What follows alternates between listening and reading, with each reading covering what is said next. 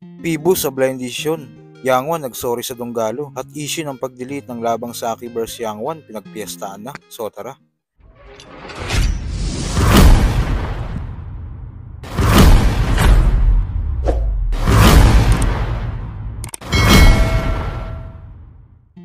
Maraming ang mga MCs at content creator ang hindi natuwa sa desisyon ng ginawa ng PSP Entertainment dahil wala daw itong paninindigan at madali daw itong tumiklop. Unfair daw ito sa mga kilalang tao na nadadamay din sa battle. Naglabas ng statement si Fetus. Ito yan. We wish to inform you that a YouTube video titled Pangil sa Pangil, Zaki vs Yangwan, which mentions as the esteemed Filipino rap icon Andrew E. has been taken down. Dito pa lang mga boss, dito pa lang mga kahombre ko, kitang-kita nyo na po kung gaano kahina ang isang tulad na fetus ni Pibus. Una sa lahat, sa decision niya na to, pinakita niya po kung gaano siya kabobo. At kasi mga kahombre ko, ganito lang yan, Pibus. Gumagawa ka ng event, gumagawa ka ng show, gumawa ka ng rap event. Automatically, men, trash talk yan. Trash talkan yan. Bakit parang halos iluwa mo na yung bayag mo? Imagine mo nandito yung bayag mo, halos iluwa mo yung bayag mo. Siguro naka-receive ka ng email, siguro naka-receive ka ng message from the king himself. Pero, usually, yung mga ganyang bagay, sa simula yan sinasabi. Zaki, wag mong idadamay si King AE kasi once na idamay mo si King AE, bahala ka na sa buhay mo. Kilalang kilala yan na nagkakaso, kilalang kilala yan na napakayaman, so wag mong itouch yung pangalan ng isang myth. Understood, Boss Phoebus? Yan ang gagawin ko. Instead, dahil tanga po ang puno, so automatically, yung bata ni Phoebus naging sobrang... I really hope na bigyan to ng pansin ni King AE at talagang bigyan ng malupit na aksyon itong Zaki para naman matuto ang kanyang bossing na si Phoebus Tae. Hindi ko rin magets. Kapag ang Donggalo ang nagsasabi ng trash talk kung ano-anong masasamang bagay sa ibang grupo, walang problema. Pero bakit kapag ang mga ibang tao ang magta-trash talk sa tulad ni Andrew E., tulad ni ganito, ni ganyan, bakit nagkakaroon ng problema? Hanap ka ng katapat, gasolito. Hindi mo kinaya, tol. Diba? Hindi mo kaya. Dapat kaya mong idepensa. Idepensa mo si Saki. Taka na ano yun? Ginamit nyo na si Saki? Wala kang gasol. Isang walang kwenta. Nakakatuwa lang kasi nakahanap siya ng katapat niya. Diba? Wala ka pala eh. Wala kang paninindigan. Tatayo-tayo ka ng liga. Bubura-bura ka. Wala kang respeto, tol. Dapat di mo na in-upload. Diba? Kung buburahin mo lang din naman.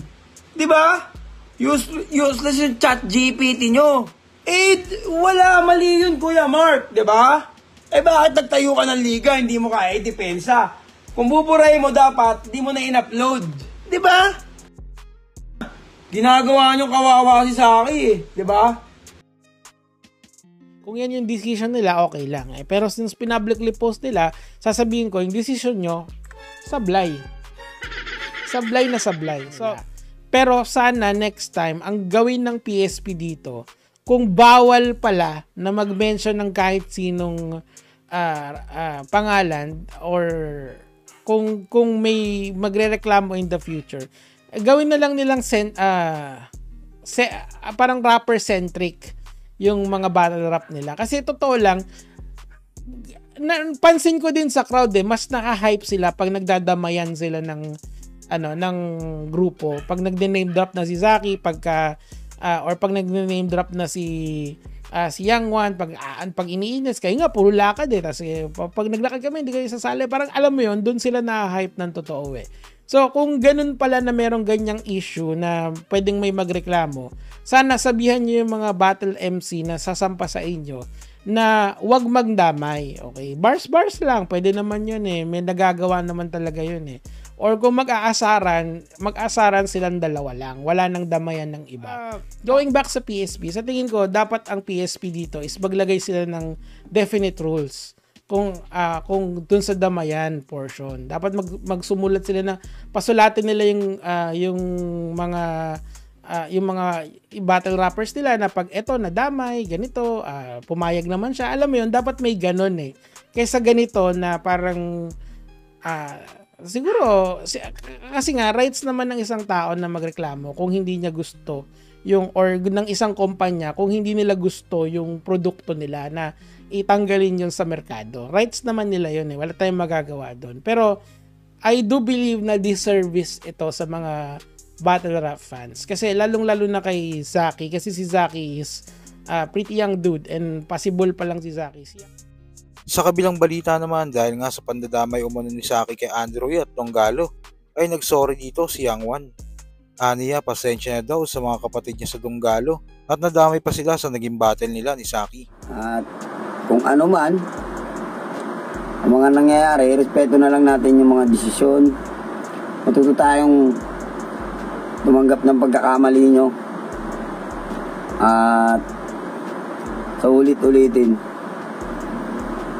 lalo na sa mga may galit sa akin, ubusin nyo na lahat sa akin ang sama ng loob nyo. Lahat ng panlalait gamitin nyo na. Wag nyo lang idamay ang ari ng Tagalog. Hindi. Tingin ko para sa akin, kung meron nga dapat akong gawin dun, inupakan ko dapat siya eh. Diba? Dapat sinapak ko na siya. Gusto ko siya sapakin nun eh. Yung ginano niya si kuya. Pero kita niya naman, inilayo ko na. Para maiba. Ibaling mo sa akin lahat ng ano mo. Lahat ito, dinadrop ko na lahat na. Nagko-call out na ako. Yun oh, i-rebat mo yung mga yun. Hindi. Diba? So, yun yung consequences. Saka lagi niyong tatandaan si Pedro, huwag niyong gawing libangan para pagkakitaan, saka bastusin yung tao. Kung may respeto kayo, dapat ibigay nyo yun sa kanya. Humihingi akong pasensya dahil nadamay si Pedro sa battle ko. Pero ginawa ko yung best ko para ipaglaban at pagtanggol. Ang dapat kong gawin sa battle na yun. Lalo, nadismayado sa nangyari sa ginawa ng nakalabang ko dahil sa akin. Humingi ako ng pasensya sa inyo. Ako na humingi pasensya sa inyo. Ako to, si Young One, humingi ng pasensya sa inyo kung bakit nadamay si Pedro doon. Diba? Pwede sabihin, dapat sa'yo lang eh. So kayo ba, ano masasabi nyo sa mainit na issue na ito? Kung ano man ang saloobin mo, comment mo lang sa baba na mapag-usapan natin yan. So yun lang. God bless.